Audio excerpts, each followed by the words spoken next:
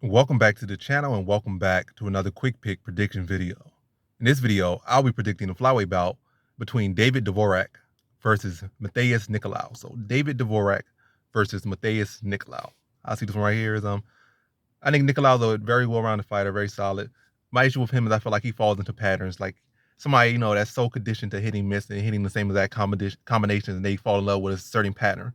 And I feel like outside that pattern, like even like when it's not the situation doesn't call for that, he throws it. Like, those people, as Barry Johnson will say, falls into rhythm. He might say rhythmic step or rhythm step. I'm not saying that that's necessarily a big issue on his side, but I feel like it's another issue where he kind of does the same little combinations all the time. Like, no matter where angle he is, he kind of falls into that same combo. It's not that 1-2, but like a little uppercut hook type thing that he always kind of does that every single time. That's just his reactionary. That's just his thing. He falls to the same pattern. I like David Dvorak is he comes from a chess background, which is what type of MMA math you're doing. You're going MMA calculus right here, but Dvorak fights like a chess player. He fights very tactical. He breaks you down systematically, pretty solid in every area, and he fights like he's playing several moves ahead. That's how he fights. I'm not saying that's gonna take him to the top, but I think he'll get him past a guy like Matheus Nicolau who falls within patterns. I feel like Nicolau is a more credentialed, overall better grappler, but I feel like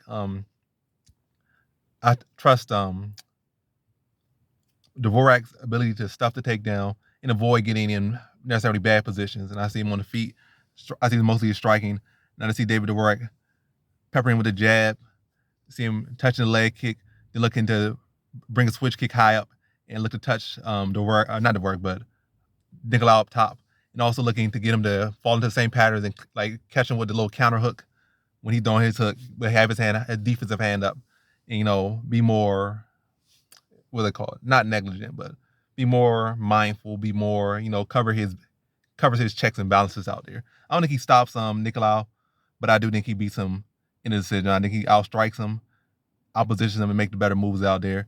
And again, takes advantage of the fact that Nicolau so easily falls into patterns and uses that against him. So in this fight, I got David Dvorak via decision.